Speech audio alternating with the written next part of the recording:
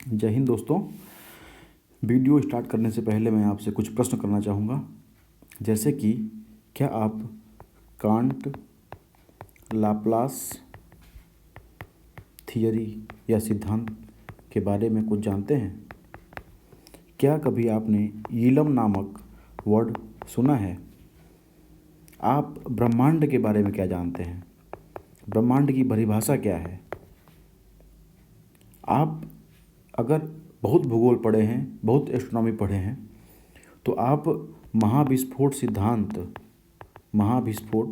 सिद्धांत के बारे में क्या जानते हैं? अगर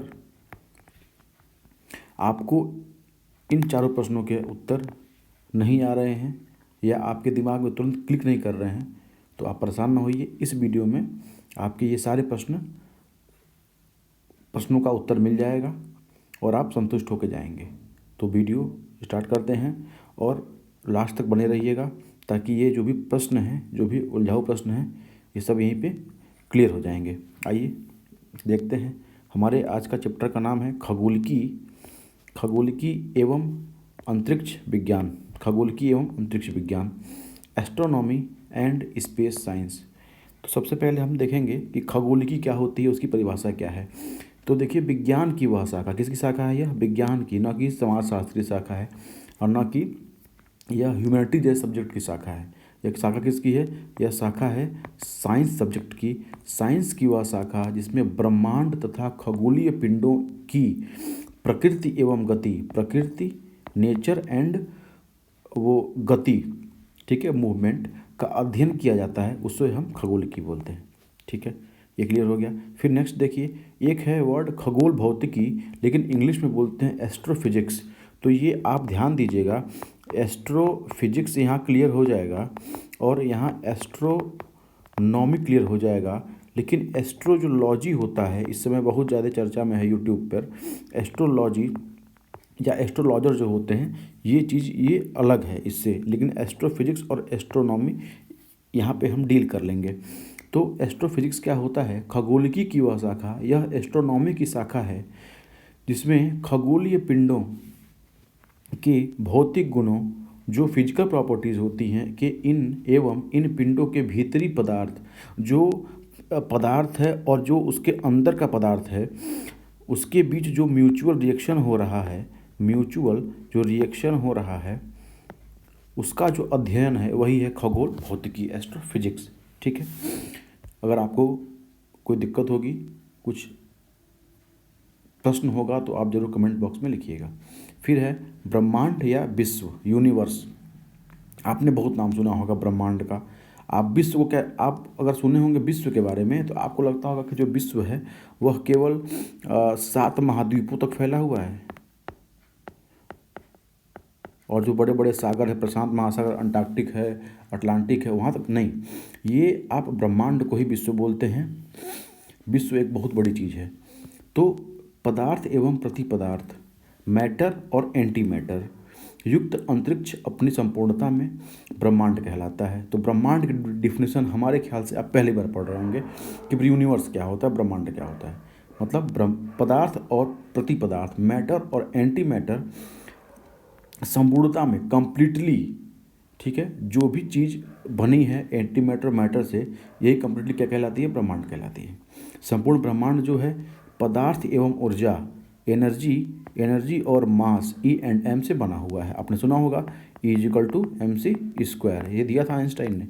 ठीक है, तो संपूर्ण जो ब्रह्मांड है वो किसी ना किसी रूप में पदार्थ और ऊर्जा से ही बना हुआ है, इसके अलावा यहाँ कुछ नहीं है। ठीक, फिर हब्बल खगोलीय दूरबीन, एक दूरबीन है, एक अपैरेटस है हब्बल खगोलीय दूरबीन। इसकी सहायता से ब्रह्मांड की आयु 8 से 12 अरब वर्ष निर्धारित की गई है। कितनी? 8 से 12 अरब वर्ष पूर्व निर्धारित की गई है। बताया गया है कि ब्रह्मांड का निर्माण 8 से 12 अरब वर्ष पहले हुआ था। लेकिन फ्रांस और स्विट्जरलैंड की सीमा पर एक लगा हुआ है अपैरेटस, का नाम है लार्ज हेड्रॉन कोलाइडर, LHC। इसने लगभग पृथ्वी की जो ब्रह्मांड की जो आयु है वह 15 से 30 अरब वर्ष पूर्व बताइए। किसकी? ब्रह्मांड की आयु 15 से 30 अरब वर्ष पूर्व बताइए। किसने बताई है? लार्ज हेड्रॉन कोलाइडर नामक अपैरेटस ने, उपकरण ने। ठीक है, ये क्लियर हो गया। तो आपने देखा कि खगोल की क्या होता है, खगोल भौतिकी क्या होता है, और ब्रह्मांड और विश्व क्या होता है, इसकी आयु कितनी है, ब्रह्मांड की परिभाषा क्या है। तो अब नेक्स्ट देखते हैं कि महाविस्फोट सिद्धांत क्या है। ये भी आपका प्रश्न था। बिग बैंग थियरी, बीबीटी, बहुत लोग इससे कंफ्यूज होते हैं। बिग बैंग थियरी क्या है? बहुत ही आसान शब्दों में एक सामान्य अध्ययन की तरह इसको पढ़ के हम खत्म करेंगे। देखिए, ब्रह्मांड की उत्पत्ति का सिद्धांत, इसको बोलते हैं महाविस्फोट सिद्धांत। तो इसे ही बोलते हैं ब्रह्मांड की उत्पत्ति का सिद्धांत। कौन दिया था? एबे जॉर्ज लेमेत्रे, 1927 में दिया इन्होंने। और अलेक्जेंडर फ्राइमन गेमो, ये दो वैज्ञानिक थे। इन्होंने मिलकर ब्रह्मांड की उत्पत्ति का सिद्धांत दिया और इसका जो विस्तृत रूप है इसको और आगे बढ़ाया। रॉबर्ट वेगनर ने 1967 में इसको आगे बढ़ाया, इसको पेश किया। ठीक है, इनकी थियरी पे और काम किया और रॉबर्ट वेगनर ने इनको आगे और बढ़ाया। क्या कहा इसमें? तो इस सिद्धांत के अनुसार देखिएगा और ध्यान सुनिएगा, इस सिद्धांत के अनुसार संपूर्ण ब्रह्मांड, इस सिद्धांत के अनुसार संपूर्ण ब्रह्मांड पदार्थ एवं ऊर्जा का बना है। अभी हम लोग देखें इसके पहले, E&M, एनर्जी और मास का बना हुआ है। इसकी उत्पत्ति लगभग 13.7 अरब वर्ष पूर्व ईलम नामक पदार्थ से हुई। नमक आदि पदार्थ, आदि पदार्थ क्या किसे बोलते हैं? ऐसा पदार्थ जो सबसे पहले धरती पर आया, इसे बोलते हैं ईलम। क्या बोलते हैं? ईलम। ठीक है, तो ईलम क्या है? यह आदि पदार्थ है, इसको बोलते हैं प्रीमॉर्डियल मैटर। प्रीमॉर्डियल मैटर ईलम इससे हुई और इसके एक अत्यधिक तप्त, बहुत ज़्यादा गर्म, जिसमें बहुत ज़्यादा एनर्जी थी, जो कि 5000 से 6000 डिग्री सेंटीग्रेड, विशाल, बहुत बड़ा और सघन, बहुत डेंस था, गैसीय बादल से बना था। तो जो ये ईलम था, इसमें क्या था? 5000 से लेके 6000 डिग्री तक तापमान था। यह गैसीय बादल का बना था। किसका बना था? गैसीय बादल का बना हुआ था। और इसमें जो बादल था, इसी में था मैटर और एंटी मैटर। क्या था? मैटर और एंटी मैटर। यार देखो, ध्यान देना यहाँ पे कि जो मैटर और एंटी मैटर है ना, इन्हीं के बीच टकराव हुआ। जब टकराव हुआ तो क्या हुआ कि अत्यधिक ऊर्जा संग्रहित हुई और फलस्वरूप भयंकर विस्फोट हुआ, बहुत ज़्यादा विस्फोट हुआ। इसी के साथ अंतरिक्ष उद्विकास, कॉस्मिक एवोल्यूशन की प्रक्रिया प्रारंभ हो गई और आकाश गंगाओं का निर्माण शुरू हो गया। आकाश किसका निर्माण शुरू हो गया?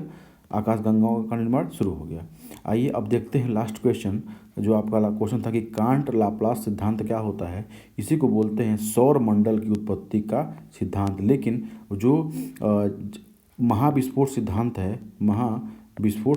है, वह सिद्धांत ब्रह्मांड की उत्पत्ति का परिचय कराता है। किसका? ब्रह्मांड की उत्पत्ति का परिचय कराता है।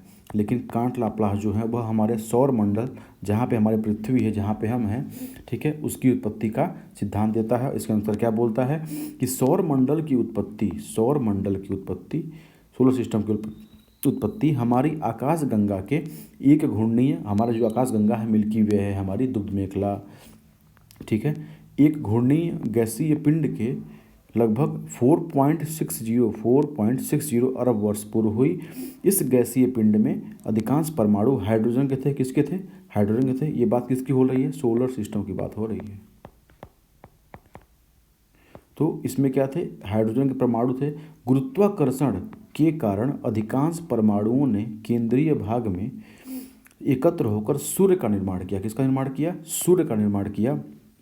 किन परमाणुओं ने? हाइड्रोजन के परमाणुओं ने मिलकर क्या बनाया? सन बनाया। किसका निर्माण किया? सूर्य का निर्माण किया। जबकि शेष ने बाहरी भंवरों में पृथक समूहों में एकत्रित होकर ग्रहों का निर्माण किया। तो जो कांट लाप्लास है, इन्होंने प्लैनेट्स का, जो ग्रह बने हैं उनका, और जो सन बना है उनका थ्योरी दिया। कैसे दिया? बोला कि जो विस्फोट हुआ था उसमें जो हाइड्रोजन परमाणु थे, उन्होंने मिलकर एक ऐसा पिंड बनाया जिसे कि सूर्य कहा गया। क्या कहा गया? सूर्य कहा गया। और बाकी जो भंवरें थी, बाकी जो इसकी धाराएं थी, उन्होंने मिलकर क्या बनाया? ग्रहों का निर्माण किया है। तो ग्रहों का निर्माण और सौरमंडल की उत्पत्ति का निर्माण का सिद्धांत किसने दिया था? तो कांट, लाप्लास ने दिया था, न कि इरास्टोथेनिस ने दिया, न कि पाइथागोरस ने दिया और न कि जॉर्ज लेमेंत्रे ने दिया। ये आप ध्यान रखिएगा। ब्रह्मांड में सबसे अधिक हाइड्रोजन गैस पाई जाती है। हाइड्रोजन गैस सबसे अधिक पाई जाती है ब्रह्मांड में। और हाइड्रोजन एटम के नाभिकीय संलयन से ही तारों का निर्माण होता है। किससे होता है? यहाँ पे कौन सी प्रक्रिया है?